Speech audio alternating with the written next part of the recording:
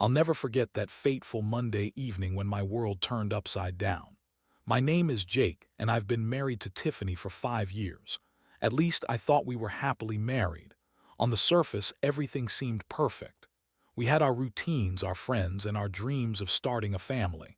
But lately, I had felt a shift. Tiffany had become distant, wrapped up in her own world, and there were moments that left me questioning our life together.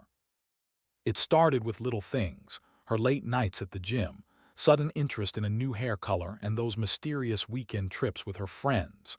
She claimed she was at the beach for some much-needed sun, but honestly it felt more like a cover-up. Friends. I rarely heard of these so-called friends, and when I did, they were vague names without faces. My gut twisted with suspicion. But it was one particular day that set the wheels of fate in motion. I had decided to pick up dinner from our favorite Italian place. As I stepped out of the car, something caught my eye. Snow. In her car grill. It was unexpected, to say the least. Tiffany had claimed she was in South Florida with her friends, basking in the sun. Little did she know, I had seen the weather forecast for the past week. There was no way she could have been anywhere but here, in our little town that had recently been gripped by a deep freeze. My heart raced as I stared at the snow. I felt this mixture of dread and anger bubbling within me. Did she really think I would be that gullible? Had she really gone as far as creating an entire lie? I rushed home and my mind raced with thoughts of betrayal. I had to confront her. I had to know the truth. When I got home, Tiffany was in the living room looking casual in her pajamas, hair tied back and scrolling mindlessly on her phone. She greeted me with a smile that felt so wrong, so disconnected from the turmoil I was feeling. I set the takeout on the table and took a deep breath. "Hey babe, how was your trip?" I asked, trying to keep my voice steady. "Oh, it was amazing. You should have seen the sunset over the ocean," she replied, her eyes lighting up. I felt a surge of nausea. "Funny, I just noticed some snow in your car grill," I said, watching her expression change from joy to confusion. "What do you mean?" she asked, her voice suddenly cautious. "You weren't at the beach, were you?" The tension in the room was palpable. I could see the gears turning in her head as she scrambled for a believable excuse. "Oh, that. I must have parked too close to the snowplow when I left. You know how they are, always leaving a mess." Her laugh felt forced, and I was shocked at how easily she could lie. I didn't know whether to scream or cry. The woman I loved was standing in front of me, but she was also a stranger. I felt all those layers of anger, hurt, and disbelief collide within me, pushing me to the brink. "Tiffany, this isn't funny. I know you weren't on a beach trip. You've been lying to me." The words came out in a rush, a flood of pent-up frustration. Her facade cracked for a moment, and I watched as she attempted to gather herself. Okay, I went to visit some friends, but it wasn't what you think, I swear." The desperation in her voice only fueled my fire. I demanded to know who these friends were and why she felt the need to lie. But deep down, I knew this was more than just a simple fib. I felt an overwhelming wave of sadness and rage wash over me. How could she betray me like this? It was almost too much to bear. I had to find a way to cope, a way to understand what she was hiding, and boy, did I know I had to devise a plan to get to the bottom of this. So I decided to take a step back and observe. I wanted to see how far she would go to maintain her charade. Little did Tiffany know, I was just getting started. The days that followed were a whirlwind of confusion and heartache. I tried to act as normal as possible around Tiffany, but inside I was a tempest of emotions: anger, betrayal, and a gnawing feeling of inadequacy. I would catch her in moments of distraction, staring blankly at her phone, and I could only wonder what she was doing, who she was talking to. The thought of her being with someone else, laughing and having fun while I was at home feeling like a fool, twisted my stomach into knots. I began to do what any husband in my situation might do. I turned into a detective. I started by examining her phone when she wasn't around. It felt wrong, invasive even, but I had to know. I sifted through her texts and social media messages, hopping to find something, anything, that would reveal the truth. I came across a few messages from a guy named Mark. Their conversations were light, filled with emojis, but nothing too alarming. Still, the familiarity of their banter made my skin crawl. Then there was the moment that changed everything. One night, as I was getting ready for bed, Tiffany received a phone call.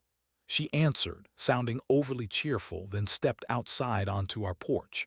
I pressed my ear against the door, my heart pounding. I couldn't make out every word, but I heard enough to know she wasn't talking about beach trips or friends. The laughter coming from her voice was too genuine, too familiar, and it hit me like a punch in the gut. My heart raced. I had to confront her again. But this time I needed evidence. I decided to follow her the next day when she claimed she was going to run errands. I knew she often went to the gym during the late morning, so I kept my distance as I drove behind her car, feeling like a shadow lurking in the background. When she turned into a cafe instead of the gym, I felt my stomach drop. I parked a few spots away, heart racing, and watched her walk in. I couldn't see who she was with at first, but soon enough, a tall guy with dark hair walked in. The sight of them laughing, leaning in close, and sharing what looked like an intimate moment made the world around me blur. I felt a surge of rage and pain wash over me. I remembered the way Tiffany used to look at me, the sparkle in her eyes when we shared a joke or a kiss. I felt sick knowing that someone else was witnessing that side of her. I snapped a few pictures of them together through the window, my hands shaking as I captured the proof of her betrayal. I knew a confrontation was imminent, but I needed to gather all the evidence first. By the time I returned home, I had a mix of adrenaline and despair rushing through my veins. As I sat on the couch, staring at the photos on my phone, I felt a dark sense of satisfaction in uncovering the truth. But it was tinged with the pain of betrayal. I realized that this wasn't just about infidelity. It was about the shattering of trust, the destruction of what I believed was a solid foundation. That night, as Tiffany walked in, I pretended to read on the couch. I could sense her energy shift as she entered. I could tell she was trying to gauge my mood. "Hey, sorry I took so long. Traffic was a mess," she said cheerfully, but I could hear the underlying tension in her voice. "Oh, I figured you were busy," I replied, trying to keep my tone light. "Did you have a good workout?" "Yeah, it was great," she said, avoiding eye contact. I felt a rush of anger at her nonchalance. How could she be so casual after what she had done? Over the next few days, I started crafting my plan for revenge. It was more than just wanting to hurt her. I needed her to understand the pain she had caused me. My mind raced with ideas, and each one felt more satisfying than the last. I knew I had to execute this carefully. I wanted to hit her where it hurt, her own manufactured world of lies. As I plotted, I took extra care to keep my emotions in check. I spent time with friends, engaged in work, and even started working out more. I felt empowered. I was no longer a passive husband, but a man on a mission. The emotional turmoil was still there, but I was determined not to let it consume me. With the evidence in hand and a plan forming, I felt a new sense of purpose. I was going to confront Tiffany not just as a husband betrayed, but as a man ready to reclaim his dignity. The next step was crucial. I needed to confront her with the truth, to lay it all out in the open so she could no longer hide behind her lies. But I was going to do it on my terms. I wanted to be the one in control. As I prepared to take the next step, I could almost hear the ticking clock, counting down to the moment when everything would change. The anticipation was electrifying, and I was ready to unleash my carefully crafted revenge. I spent the next few days in a constant state of preparation. Each moment buzzed with a mix of anxiety and anticipation. I reviewed the photos I had taken of Tiffany and Mark at the cafe, replaying the moment in my mind over and over. How they leaned into each other, the way she laughed at something he said, the intimate spark she had completely neglected to share with me.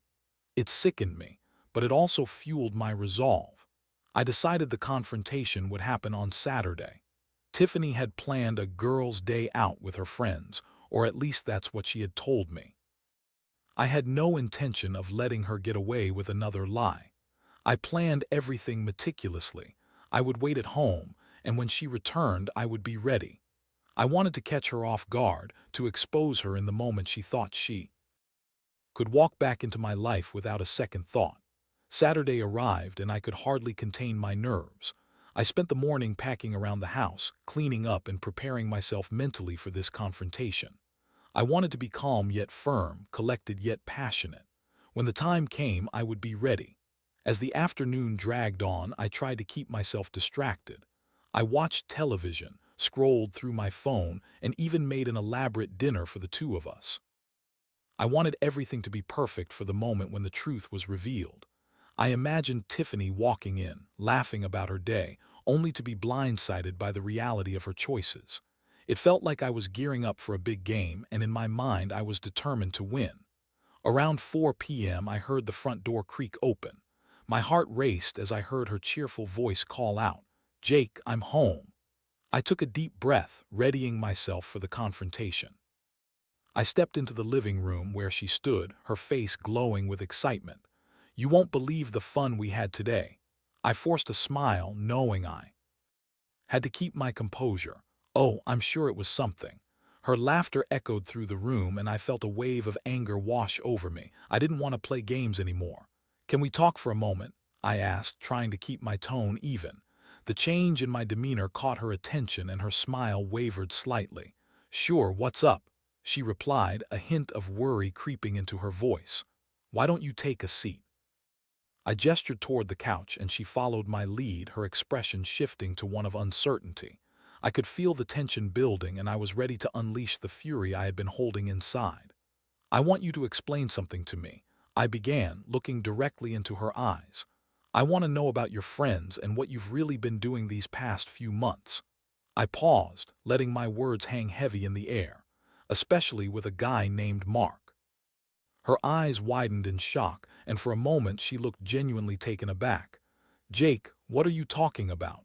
she stammered, and I could tell she was trying to devise a quick lie. "I saw you with him at the cafe," I said, pulling out my phone and showing her the photos I had taken.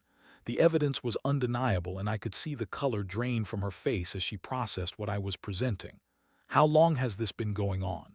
I demanded, my voice trembling with anger. She opened her mouth, searching for words, but all that came out was a stammer. I can explain, it's not what you think," she insisted, her voice rising defensively. I could see the gears turning in her mind as she scrambled to construct her next lie. "Then explain it to me, Tiffany. How is this not what I think?" I leaned in closer, my heart pounding in my chest. "You're not just friends, you've been lying to me. You've been cheating on me." Tiffany's facade began to crack. "Okay, fine, I've been talking to Mark, but it's not like that, it's just complicated." Her voice grew frantic, and I could see tears welling in her eyes. "I didn't mean for it to happen. Complicated how? Is it complicated when you're sneaking around behind my back?" I felt a rush of adrenaline, knowing I was finally exposing her true self. "You betrayed me, Tiffany. You chose to lie and deceive me." "I wasn't happy, Jake," she shouted, her voice filled with frustration. "You've been distant too. I felt alone." It was a twist of the knife. She was trying to shift the blame back to me. "Don't try to put this on me," I snapped, feeling a surge of rage. "You chose to cheat, to lie. You could have talked to me about your feelings instead of running to another man." We were locked in a battle of emotions, and I could see the desperation on her face. She was grasping for any semblance of control she could find. "You don't understand. Mark makes me feel alive, something we lost a long time ago." Her words stung, a sharp reminder of the cracks in our relationship that I had felt but hadn't fully acknowledged. "And you thought sleeping with him would make that better," I shot back. "You were willing to throw away everything we built together." For a thrill, Tiffany fell silent, tears streaming down her cheeks. I was angry, but seeing her like this also stirred a pang of sadness in me. I didn't want to see her cry, but I also couldn't allow her to escape the consequences of her actions. "Jake, please," she begged, her voice breaking. "I never wanted to hurt you. I made a mistake." "A mistake? This isn't just a mistake, it's a choice. You made a choice every time you texted him, every time you met him." The gravity of her betrayal felt like a weight on my chest. We sat in a heavy silence, the air thick with tension. I could feel my heart racing, my mind racing, and I realized that I had to decide what would come next. Would I allow her to convince me to forgive her? Would I be able to trust her again? After what felt like an eternity, I took a deep breath, steeling myself for the decision that lay ahead. It was time to decide what our future held, or if it even had a future at all. In the charged silence that followed our confrontation, I felt the weight of the world pressing down on me. Tiffany sat across from me, tears streaming down her cheeks, and for a brief moment I questioned everything, our past, our future, and the love I once believed was unbreakable. I could see the fear in her eyes, but beneath it all I couldn't shake the anger and betrayal that coursed through my veins. "Jake, please," she pleaded, her voice quivering. "I didn't mean for any of this to happen. I was confused and I just wanted to feel something again." Her words felt like daggers stabbing into the remnants of our relationship. I wanted to scream that she had shattered everything we built, that her selfish choices had left me standing in the wreckage. "How could you do this to us, to me?" I replied, my voice barely above a whisper. "You had so many chances to be honest with me. We could have worked through things. Instead, you chose to betray my trust." She leaned forward, desperation etched across her face. "I know, I see that now. But when I felt you pulling away, I panicked. I didn't know how to handle it. Mark was just easy. He listened to me. He made me laugh. I was lost, Jake." The excuse hung in the air like a thick fog, and I felt my heart harden. "So instead of coming to me, you chose to run into someone else's arms." I couldn't understand how she could rationalize her actions. "What did you think would happen? That I wouldn't find out, that it would just be this little secret?" She looked down, shoulders shaking as she let out a sob. "I didn't think it would go this far. I'm so sorry, Jake. I never wanted to hurt you." Her voice cracked with emotion, and for the first time I could see a glimpse of remorse in her eyes, the realization that she had crossed a line she could never uncross. "How am I supposed to believe anything you say?" I shot back, my anger surfacing again. "You've lied to me for months. You've lived this whole other life and expected me to just accept it. You think a few tears and a sorry will fix everything. Please, just give me a chance to explain. I'll do anything." She begged, but I was done with her excuses. I took a moment to process everything I had just learned, weighing my options. Could I really forgive her? Could I trust her again? I thought about the memories we had shared, the trips, the laughter, the quiet moments that made me love her. But those memories were tainted now, overshadowed by her betrayal. I couldn't pretend that everything was fine or sweep this under the rug. "I need space," I finally said, my voice steady despite the turmoil inside me. "I can't just pretend this didn't happen. I need time to think about what I want." Tiffany looked up at me, panic flooding her features. "Jake, please don't say that. I love you. I want to make this work. I'll do whatever it takes." The sheer desperation in her voice made me feel a mix of anger and pity. "I can't just go back to how things were," I said firmly. "You've broken my trust, and it's going to take more than a few promises to fix that." I stood up, feeling the ground beneath me shift. I knew this was a pivotal moment in our lives, one that would determine whether we could move forward together or apart. "I'm going to stay at a friend's place for a while," I continued, my heart heavy as I made that decision. "I need time to think about everything. I'll reach out when I'm ready." Tiffany's expression shifted from panic to despair. "You can't just leave. We can talk this out." Her voice rose, but I couldn't let her emotions sway me. I had to be firm to protect myself from further hurt. "I'll be back, but I need you to understand that this is my process. I can't deal with this right now." I walked to the bedroom and packed a small bag, my heart racing as I felt the finality of my actions. Tiffany called after me, her pleas echoing through the house, but I couldn't listen. I had to focus on my own feelings, my own healing. As I drove away, I felt a mixture of relief and guilt wash over me. On one hand, I was taking control of my life, reclaiming my sense of self. But on the other, I felt the weight of uncertainty settling in. What would happen next? Would I be able to forgive her? Would I be able to move on? The next few days were a blur of confusion. I stayed with my friend Mike, who tried to be supportive but also didn't fully grasp the depths of my situation. I spent hours replaying the confrontation in my mind, analyzing every word, every emotion. The ache in my chest was constant, an ever-present reminder of the love I had lost. As I tried to find solace in the chaos, I realized I needed answers.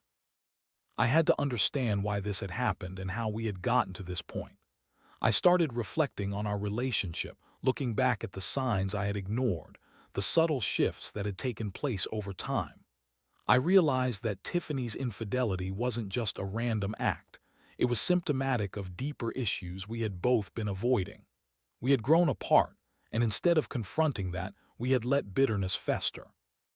I had my own shortcomings too, and I needed to recognize those if I ever hoped to move forward. But the question remained, could I ever trust her again? Could I take the risk of rebuilding our relationship after such a profound betrayal? As I processed these thoughts, I knew that whatever path I chose, it had to be the right one for me. I took a deep breath, determined to find clarity amidst the chaos. The next steps would be crucial, and I had to face the truth of my feelings, both for Tiffany and for myself. I had to decide once and for all whether this relationship could be salvaged or whether it was time to close the door for good. The days turned into a week, and during that time, I found myself in a strange limbo. I floated through my routine, staying at Mike's place, working and pretending everything was normal. But inside, I was struggling. I replayed our conversations, the moments of intimacy we had shared, and the depth of Tiffany's betrayal. Each memory felt like a knife twisting in my gut, reminding me of what I had lost. I spoke with friends who encouraged me to focus on myself, to take this time to heal and rediscover what I wanted. I appreciated their support, but every time I heard someone mention getting over it or moving on, I felt a stab of anger. How could they expect me to forget? How could I move on when the love of my life had turned out to be someone unrecognizable? But I also knew that wallowing in pain wasn't going to help. I began taking walks to clear my mind, hitting the gym to relieve some of the pent-up stress, and even picking up old hobbies I had neglected. I found moments of solace in the little things, watching the sunset, reading a good book, or simply enjoying a cup of coffee without the weight of Tiffany's betrayal hanging over me. Then came the day when I finally decided it was time to face her again. I had debated whether to reach out, weighing the pros and cons of reconnecting. I needed closure, answers, and maybe even a glimmer of hope for what the future could look like, even if that future didn't include her. So I texted Tiffany. "Can we talk? I'm ready to meet." It felt like a monumental step, and I wasn't sure how she would react. A few minutes later, my phone buzzed with her reply. "Yes. I've been waiting for you to reach out. When and where? We agreed to meet at a quiet cafe in town, a neutral ground where we could talk openly without the baggage of home." As I walked into the cafe, my heart raced. I felt a rush of nerves, excitement, and dread. I hadn't seen her in days, and I wasn't sure what to expect. When I spotted her sitting at a table, my breath caught in my throat. She looked different, vulnerable, and worn, as if the weight of her choices had aged her overnight. I could see the remnants of tears in her eyes, and for a moment my heart softened. But I quickly reminded myself of why I was there. "Hey," I said, forcing a smile as I sat down across from her. "Thanks for meeting me." "Of course," she replied, her voice barely above a whisper. "I've been so worried about you. I miss you, Jake." "I miss you too," I said, but the words felt heavy. "But that doesn't change what happened." "Right," she nodded, her expression turning serious. "I've been doing a lot of thinking. I regret everything. I messed up, Jake. I can't express how sorry I am." Her eyes welled with tears, and I could see genuine remorse etched into her features. "I believe that you're sorry," I said, wanting to be honest but also firm. "But sorry doesn't fix what you did. It doesn't take back the pain you caused me." "I know," she admitted, her voice trembling. "I can't expect you to forgive me just like that, but I want to try. I want to show you that I'm committed to making things right." She paused, her hands shaking slightly. "I've been talking to a therapist. I'm trying to understand why I acted the way I did." The admission struck me. She was finally beginning to acknowledge her patterns, to confront the issues that had been lurking beneath the surface. "That's a good start," I said cautiously. "But it takes more than just talk. You have to be willing to work on yourself and our relationship." "I will, I promise," she insisted, leaning in closer. "I don't want to lose you. I can't imagine my life without you. You mean everything to me, Jake." I felt the weight of her words, and part of me longed to believe them. I wanted to believe that we could find a way back to each other, but the scars of betrayal were still fresh. "You say that now, but what happens when things get tough again? What if you're tempted to run away instead of facing the problems?" She looked down, tears spilling over. "I understand why you're scared. I know I gave you every reason to not trust me, but I promise I'll do the work. I'll show you I can be the wife you deserve." There was a flicker of hope within me, but I held it at bay. Tiffany, this isn't just about you making promises. It's about rebuilding trust, and that's going to take time. I can't rush this, and you can't expect that we'll just pick up where we left off. I know, she replied, her voice steadying. I'm willing to do whatever it takes. I'll be patient. Just please let me prove I can change. I glanced around the cafe, taking in the familiar surroundings. This was once our favorite place, filled with laughter and love.